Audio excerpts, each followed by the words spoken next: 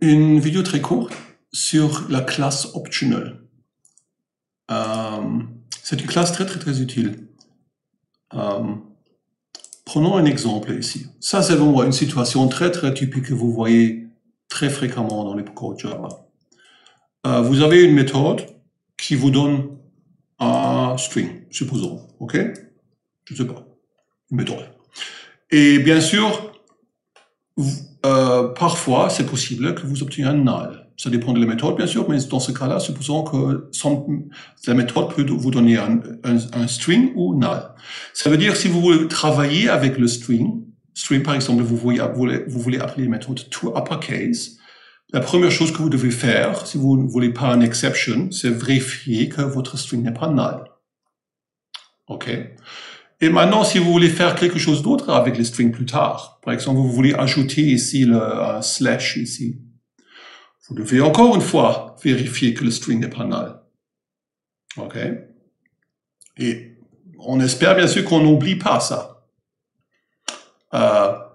Et vous voyez, l'idée est, si le string est null, bien sûr, le string reste null après le if et reste null aussi après le deuxième if.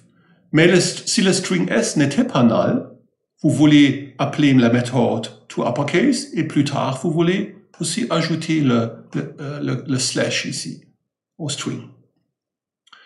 Et parce que cette situation est si fréquemment vue dans le code, il y a une classe qui fait le travail pour vous. Okay? Et cette classe s'appelle optional. Optional est très simple à utiliser. D'abord, vous devez créer un objet optional. C'est cette ligne-là. Comment vous faites ça? Dans ce cas-là, notre optional est créé en utilisant le résultat de la méthode qui nous donne le string.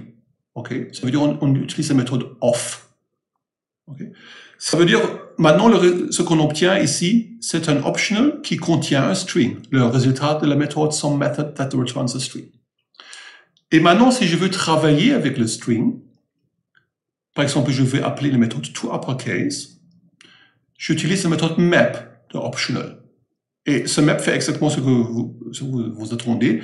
Le map prend le toUpperCase et applique la méthode au string. Mais seulement si le string n'est pas null. Okay? Mais vous ne devez pas écrire ça. Vous voyez, il n'y a pas de if ici. Et aussi pour le deuxième map. Parce que c'est la méthode map de optional qui fait ça pour vous. Okay? Vous voyez comme ça. Vous voyez maintenant pourquoi la classe est appelée optional. Parce que optional représente une classe, un string, qui est un string ou qui est null. OK? Ça veut dire un string optionnel, on pourrait dire.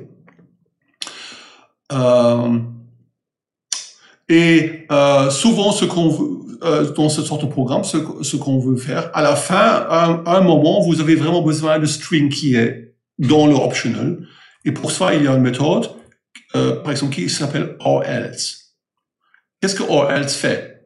N'oubliez pas que votre string, votre optional peut représenter un string ou null. Hein?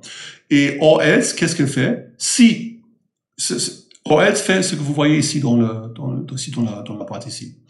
OrElse, si le string dans l'optional n'est pas null, votre résultat name est le string. Mais si le résultat est null, OrElse va vous donner l'argument que vous avez donné à OrElse. OK?